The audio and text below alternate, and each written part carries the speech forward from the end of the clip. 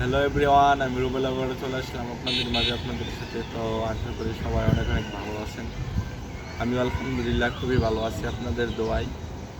তো গত কিছুদিন আগে আমার বন্ধুর বিয়ে যায়। তো বিয়েতে কিভাবে আনন্দ করেছি বা কিভাবে বিয়াইন আমার প্রেমে পড়েছে বিয়েতে, তো সেটা নিয়ে আজকে আপনাদের সাথে আমি একটি গল্প শেয়ার করব। তো অবশ্যই পুরো ভিডিওটি দেখবেন, অবশ্যই আপনাদের অনেক ভালো লাগবে আজকের ভিডিওটি। আমরা বিয়ে বাড়িতে সবাই যখন আনন্দ মজা করি, করার পরবর্তীতে গায়ে হলুদ অনুষ্ঠান হয় বা এরপরে এখানে প্রায় অনেক আত্মীয় স্বজন আসে। তো আসার পরবর্তীতে আমরা তখন গোসল টোসল করে জানাইতে আমরা চলনে যাওয়ার জন্য একেবারে প্রস্তুত।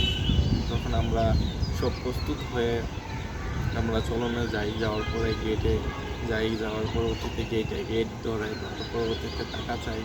তখন আমরা টাকা পয়সা সব কিছু দিই, স্প্রাইট মেয়েরা অনেক আনন্দ করি এতে, যে স্বাভাবিক যেরকম আনন্দ হয় এতে। খাওয়ার পরবর্তীতে তখন বিয়ে বাড়িতে যাই, যাওয়ার পরে খাওয়ার পর সময় আপনার আস্ত জামাইয়ের সাথে বসি, আস্ত খাসি দেয়। তখন দেখি যে খাসির পাশাপাশি অনেক সুন্দর সুন্দর বিয়াইনও আসে। তখন বিয়াইনদেরকে বলে যে খাওয়াই দেন আমাদেরকে।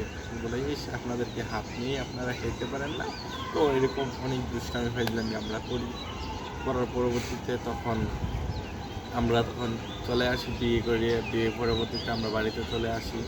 আসার পরবর্তীতে তখন বাসর ঘর সাজানোর দায়িত্ব দেয় আমাকে। তখন আমাকে বলে যে বাসর ঘর সাজানোর জন্য, তো যে তুমি ভালো সাজাতে পারো, যে বাসর ঘর সাজাও। বলার পরবর্তীতে তখন আমি বললাম আচ্ছা ঠিক আছে, তবে আমি একলা সাজাতে পারবো না, আমার সাথে দুজন বিআইনকে দেন। তখন দুজন বিআইনকে আমার সাথে দেয়।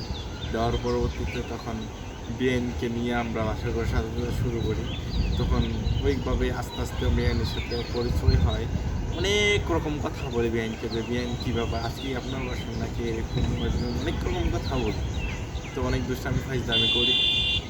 করার পরবর্তীতে তখন এইভাবে আমরা বাসরঘরটা অনেক সুন্দর করে সাজানোর পরবর্তীতে যখন রাতের প্রায় 12টা বেজে গেছে, তখন বিআইন বলে যে যে বিআই চলেন আমরা গেট ধরি, বাট এবারে তো জামাই ঢুকতে হলে আমাদেরকে টাকা দিতে হবে। তখন আমরা বলি, করার পরবর্তীতে জামাই আমাদেরকে 1000 টাকা দেয়। 1000 টাকা নিয়ে আমি রাখার পরবর্তীতে দুই বিআইনকে 500 করে 1000 টাকা আমি দিয়ে দিই। দেওয়ার পরবর্তীতে তখন বিআইন দেওয়া মানে নিতে চায় নাই। পরবর্তীতে বিআইন মানে অনেক খুশি। পরে বিআইন আমাকে দেখি, তখন আমাকে বলে যে তখন থাকে যে বিআই আপনার ফোন নাম্বারটা কি দেওয়া যাবে? তখন যে দেওয়া যাবে অবশ্যই। তখন দেওয়ার পরবর্তীতে তখন থেকে বিআইন আমাকে সবসময় SMS করে বা আমি বিআইনের সাথে কথা বলি।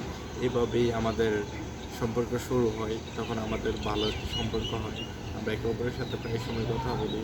তো এরকম কারোর সাথে কে এরকম বিআইনের সাথে কথা বলেছেন, তো এটা অবশ্যই কমেন্টে জানাবেন। ভিডিওটি ভালো লাগলে লাইক করে শেয়ার করে দেবেন।